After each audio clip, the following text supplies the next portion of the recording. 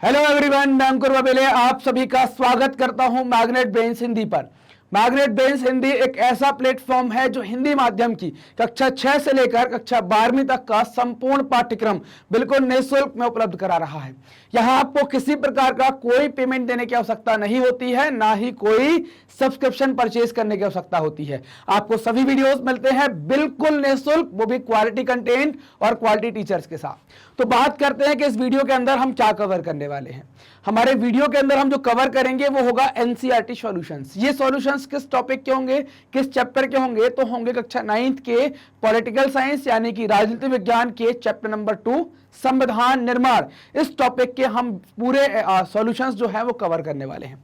तो स्टार्ट करते हैं। सबसे पहले आते हैं कि हमारा पहला क्वेश्चन क्या कहता है। सबसे पहले देखते हैं यहाँ पर, तो आप देखेंगे कि नीचे कुछ गलत वाक्य दिए गए हैं। क्या कहा जा रहा है? कुछ गलत वाक्य दिए गए हैं, हर एक में की गई गलती पहचानें और इस अध्याय के आधार पर उसको ठीक करें। आपको सही करना है उस चीज को। पहला क्या है?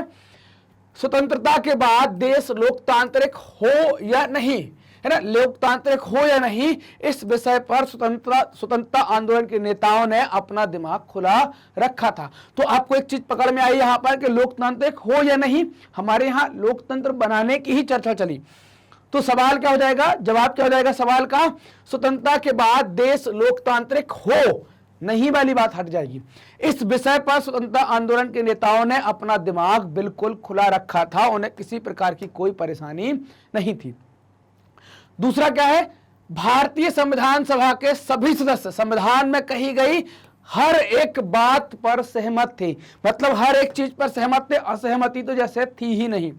तो इस कथन को हम कैसे चेक करेंगे? संविधान सभा के अलग अलग सदस्यों के विभिन्न मुद्दों पर अलग अलग विचार थे, किंतु उन्होंने अपने मतभेद सुलझा लिए थे और संविधान के मूलभूत सिद्धांतों पर उन्होंने एक समान राय बना ली थी।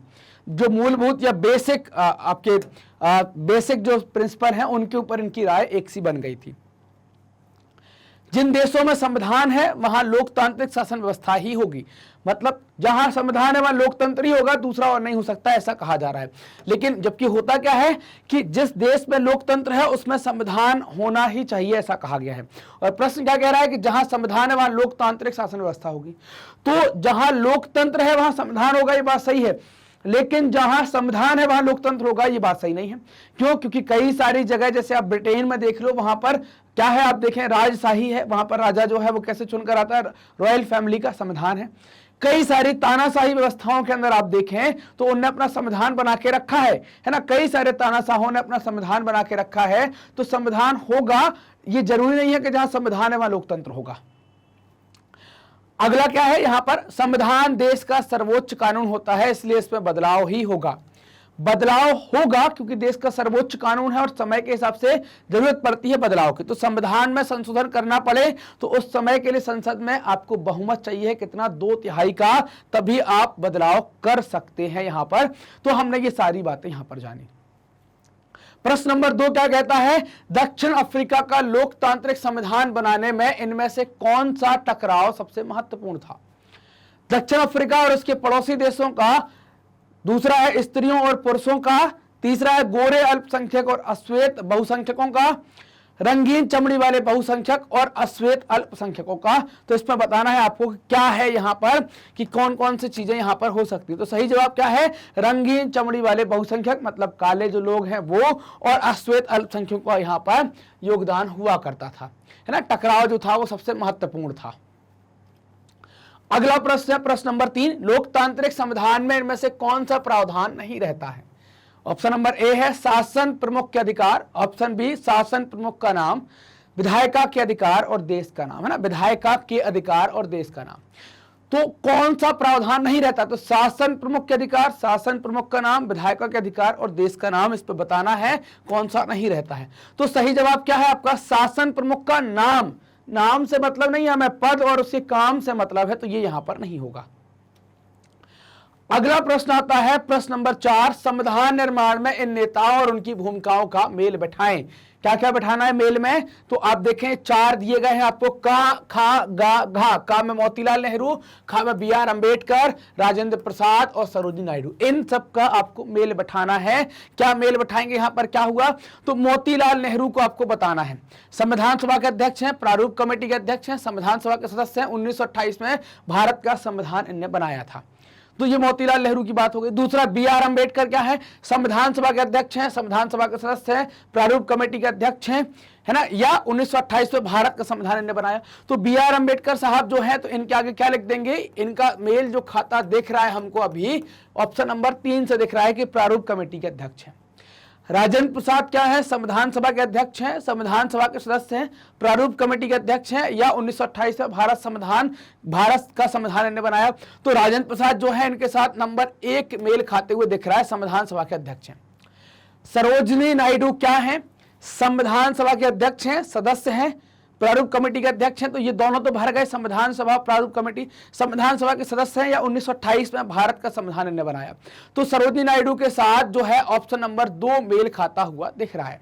और फिर मोतीलाल नेहरू के साथ क्या हो जाएगा, ऑप्शन नंबर 4 मेल खा जाएगा। अब हम आंसर मिला लेते हैं कि हमने सही लिखा है। तो पहले का चौथा मतलब मोतीलाल नेहरू का संबंध किसके साथ है, 1928 में भारत का संविधान बनाया, ये बात बिल्कुल सही है।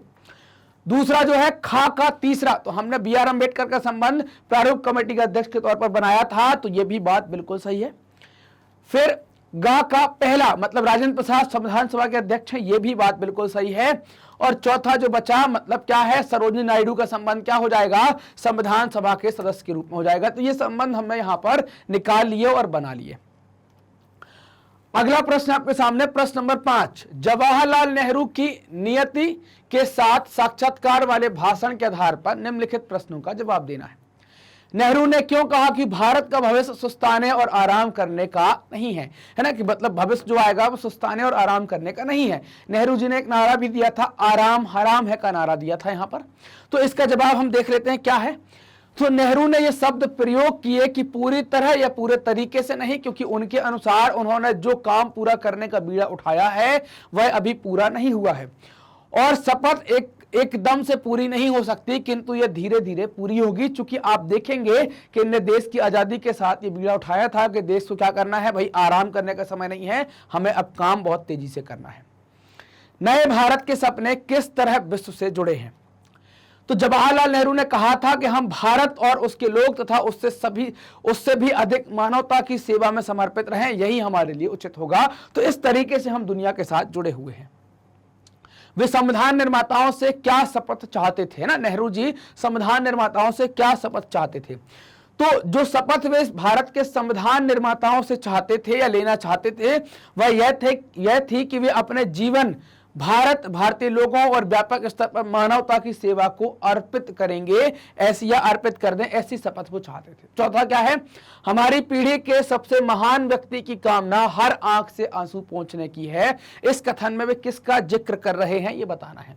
तो इस कथन में नेहरू जी के द्वारा महात्मा गांधी का जिक्र किया गया है, वे महात्मा गांधी का जिक्र कर रहे हैं। अब आता है प्रश्न नंबर 6, हमारे संविधान को दिशा देने वाले कुछ मूल्य और उनके अर्थ हैं, इन्हें आपस में मिलाकर दोबारा लिखिए। संप्रभुता, गणतंत्र, बंधुत्व और धर्मनिरपेक्ष, 4 बातें नीचे लिखी हैं। सरकार किसी धर्म के निर्देशों के अनुसार कार्य नहीं करेगी। फैसला लेने का सर्वोच्च अधिकारी लोगों के पास है, सर्वोच्च अधिकार लोगों के पास है। शासन प्रमुख एक चुना हुआ व्यक्ति होगा। लोगों को आपस में परिवार की तरह रहना चाहिए। ये 4 ऑप्शन है, हम मिलाते हैं करके। तो हम गणतंत्र के बारे में बात करते हैं, संप्रभुता या बंधुत्व के बारे में, जो भी शब्द आपको ज्यादा आसान लगे उसको पकड़ लेते हैं। सबसे पहले पकड़ते हैं धर्मनिरपेक्ष। सरकार किसी धर्म के निर्देशों के अनुसार कार्य नहीं करेगी, ये धर्मनिरपेक्षता के साथ सही बात यहां पर होनी चाहिए।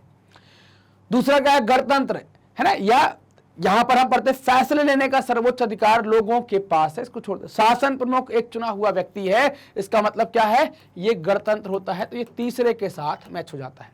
लोगों को आपस में परिवार की तरह रहना चाहिए, ये बात क्या हो जाती है, बंधुत्व की हो जाती है। तो यहां पर चौथा मैच कर जाता है। फैसले लेने का सर्वोच्च अधिकार लोगों के पास है, तो ये किसके साथ मैच हो जाएगा, आपका संप्रभुता के साथ मैच हो जाएगा। अब जानते हैं एक एक करके। तो सबसे पहला क्या है, का जो है वो दूसरे के साथ मैच हो गया। संप्रभुता मतलब फैसले लेने का सर्वोच्च अधिकार लोगों के पास है। फिर खा का मतलब है तीसरे के साथ गणतंत्र का मतलब क्या हो गया, शासन प्रमुख एक चुना हुआ व्यक्ति है। फिर गा का मतलब चौथे के साथ मतलब बंधुत्व, तो हमने देखा लोगों को आपस में परिवार की तरह रहना चाहिए, हमने ये बात भी की। घा मतलब किसके साथ, पहले के साथ, तो घा मतलब धर्मनिरपेक्ष, सरकार किसी धर्म के निर्देशों के अनुसार कार्य नहीं करेगी। तो ये सारी बातें हमने देख ली, यहां पर ये सारी बातें देखी हमने, सबको यहां पर मिलाकर भी देख लिया। अगला प्रश्न आता है प्रश्न नंबर 7। कुछ दिन पहले नेपाल से आपके एक मित्र ने वहां की राजनीतिक स्थिति के बारे में आपको पत्र लिखा। वहां अनेक राजनीतिक पार्टियां राजा के शासन का विरोध कर रही हैं। उनमें से कुछ का कहना था कि राजा द्वारा दिए गए मौजूदा संविधान में ही संशोधन करके चुने हुए प्रतिनिधियों को ज्यादा अधिकार दिए जा सकते हैं। अन्य पार्टियां नया गणतांत्रिक संविधान बनाने के लिए नई संविधान सभा गठित करने की मांग कर रही हैं। इस विषय में अपनी राय बताते हुए अपने मित्र को पत्र लिखें। तो यहां पर हम जो बात करेंगे ना, पूरा पत्र नहीं लिखेंगे, राय बताते हुए पत्र में क्या खास बातें हम डाल सकते हैं वो बातें मैं बता दूंगा आपको। अब वो बातें डालकर पत्र का फॉर्मेट आप लिख सकते हैं। इससे क्या होगा कि आपकी थिंकिंग बढ़ेगी, आप आसानी से पत्र लिख पाएंगे, थोड़ी सी भाषा भी बदल जाएगी, तो बहुत अच्छा पत्र आपका आ जाएगा। हम निम्नलिखित बिंदुओं की सहायता लेते हुए अपना उत्तर लिखेंगे। निर्वाचित प्रतिनिधियों को और अधिक शक्तियां देने के लिए संविधान में संशोधन की मांग, गणतंत्रात्मक संविधान लिखने के लिए एक नई संविधान सभा और राजा के शासन का विरोध, यह दर्शाते हैं कि लोग लोकतंत्र के पक्ष में है और राजतंत्रात्मक शासन को अपने देश से उखाड़ फेंकना चाहते हैं। इन 3 बिंदुओं को, 4 बिंदुओं को मिलाकर हम अपना पत्र लिख देते हैं तो हमारे मित्र को सही जवाब मिल जाएगा, हमारी राय समझ में उसको आ जाएगी। प्रश्न नंबर 8 के बारे में बात करें कि भारत के लोकतंत्र के स्वरूप के विकास के प्रमुख कारणों के बारे में कुछ अलग अलग विचार इस प्रकार हैं। आप इनमें से हर कथन को भारत में लोकतांत्रिक व्यवस्था के लिए कितना महत्वपूर्ण कारण मानते हैं। अंग्रेज शासकों ने भारत को उपहार के रूप में लोकतांत्रिक व्यवस्था दी है। हमने ब्रिटिश हुकूमत के समय बनी प्रांतीय असेंबलियों के जरिए लोकतांत्रिक व्यवस्था में काम करने का प्रशिक्षण प्राप्त किया है या पाया है। तो इस प्रश्न का हम जवाब लेते हैं, उत्तर क्या हो जाएगा, उत्तर आप उत्तर देखें पहले का, देखो पहले चारों प्रश्न पढ़ लेते हैं, तीनों प्रश्न पढ़ लेते हैं, फिर देख लेते हैं। हमारे स्वतंत्रता संग्राम ने औपनिवेशिक शोषण और भारतीय लोगों को तरह तरह की आजादी न दिए जाने का विरोध किया। ऐसे में स्वतंत्र भारत को लोकतांत्रिक होना ही था, है ना। तो इसमें क्या है, हमें कितना महत्वपूर्ण कौन, हर एक कथन के बारे में हमें थोड़ी थोड़ी लिख देना है यहाँ पर, है ना। हमारे राष्ट्रवादी नेताओं को आस्था लोकतंत्र में, हमारे राष्ट्रवादी नेताओं की आस्था लोकतंत्र में थी। अनेक नव स्वतंत्र राष्ट्रों में लोकतंत्र का न आना हमारे नेताओं की महत्वपूर्ण भूमिका को रेखांकित करता है। अब हम उत्तर लिखेंगे। मैं ऊपर दिए गए बिंदुओं का समान महत्व दूंगा। पहला बिंदु दर्शाता है कि ब्रिटिश शासन ने हमें लोकतंत्र के लिए आदर्श प्रेरणा उपलब्ध कराई। दूसरे बिंदु ने हमें आत्मविश्वास के साथ पूरे राष्ट्र को एकता के सूत्र में बांधा।